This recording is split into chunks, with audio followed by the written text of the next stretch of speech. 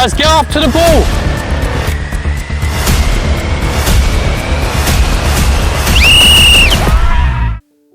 I went from player to manager because I was offered the job, really. It was a bit of a shock in terms of the owners coming to me and asking me to take over from Harry, but it's something that I felt like it was probably the right time to do. I was obviously serving a big ban, so yeah, it sort of made me change my mindset from being a player to a coach / manager, and luckily that I had people to come in with me and help me and guide me along the way. Out here in Dubai and probably Saudi, it seems to be different, but I think as a player coming here and as a manager coming here, then you're the one that has to adapt and fit into their way and their culture, and it's obviously hard because there's some very arrogant people in terms of the referees, etc. But look, it is what it is. You have to deal with it and you have to abide by their rules. Yeah, I think it has now. I think it's registered that this will be my last ever football match professionally. I still have my games on a Monday night, which I like. But professionally, this will be the last ever time that I play football. It will probably be emotional, but look, I've had a great career, really enjoyed it. There's probably things that I should have done different throughout my career, but look, it's gone the way it has, and I've had a great, fantastic career and something to be really proud of, and something that I think my kids will look back at when they're older and realise for themselves as well. There's probably not anything that I've realised and said goodbye to that's going to be hard in terms of playing up.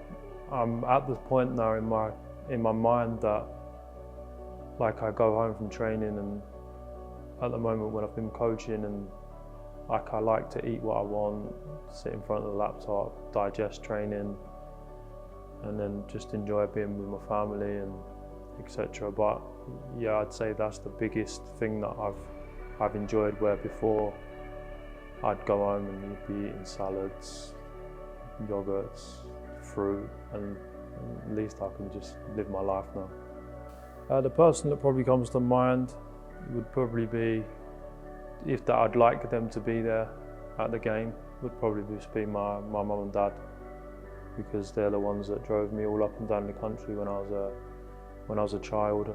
I mean, me and my mum broke down numerous times in the UK on the way to training, and my granddad would come out and fix the tyre of the cars, etc.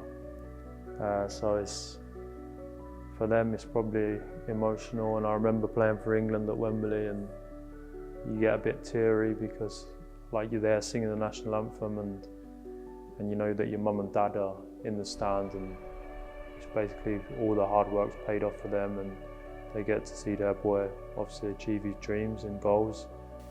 Yeah, with Rav, I mean, you've got to try. I said in previous interviews that I've done, in terms of, I looked at his career when I sort of knew I was going to be getting the job, and I looked at the managers where he's played under and he's had the most success, and tried to picture of what that relationship was like. I think with Rav, you need to sort of have a bit of give and take with him. Obviously, for me, he still needs to hit the heights in terms of his performances, but that's obviously something that we're going to work on. But look, there's no doubt in Rav's ability. It's just whether his mindset's right, and so if we can get his mindset right and make sure he's happy and comfortable and enjoying life, then I think you'll see the best of Rav. I'll obviously just try and help Rav in any way, shape or form I can. I mean, I don't know his backstory in terms of off the field and the problems that he's had. I only come across him once or twice in terms of playing against him in football. Obviously, you knew growing up who Ravel Morrison was and what he could do on a football pitch, but you just heard stuff that went on off the pitch. So look, I think with Rav, as I just said, it's all about his mindset. If his mindset's right and he feels happy and part of it, then I think that's when you'll see the best out of Rav. And in terms of after football, then the door's always open for Rav to come in with me. It's up to him. It depends what he wants to do in life. I mean, you never know with Rav. He could give you one answer, then he would leave the training ground and he's probably going to be a fireman or something like that. So that's just Rav at the end of the day. But I know that I will have a discussion with him in terms of if he wants to do that later on down the line, then I'll help him. But I still feel like he's got a couple more years left in him to play. Probably I would give my players probably a bit more credit at times. But I also think there's a balance where you can't get too high and you can't get too low. Obviously enjoy the good times, but then the bad times, don't beat yourself up too much, and that's probably something that I did during my career. Always over-criticised and over-analysed my performance. So I think that's something that I need to take care of and take that into my management and put that right. And football, you need to be level-headed,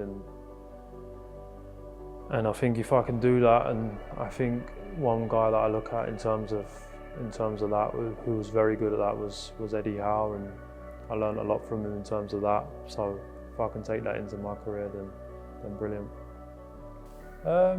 If someone was to look back at my career, then I mean, there's been times when I've probably been hard-working, but then times when I've not been hard-working and tossed it off. But I think a lot of people just remember me as a good passer of the football, someone that can score some decent goals, and just someone that's took a lot of abuse in terms of the Harry Potter's coming for you chants and things like that. So yeah, I think that's in terms of that's what I'll be remembered by. But yeah, look, I've had a fantastic career, and it'll be nice to sign off on Saturday. The training plan will be, pre-season will be back in on the 10th of August. We'll be holding trials on the 4th of August till the 7th. But yeah, the squad training will be on the 10th of August. There'll be first 2 weeks it'll be quite hard, but then after that there'll be about 10 games before the start of the season. So it'll be Tuesday, Saturdays, because I believe that that's the best way in terms of getting ready for the season. I mean, you can train all you want and run all you want in training, but nothing prepares you like playing matches. Just to the lads, not just the lads that are leaving, but the lads that are staying, like, thank you for welcoming me at the start of the season when I first come, and thank you for all your efforts, and I'm sure that you'll all go on to have decent careers.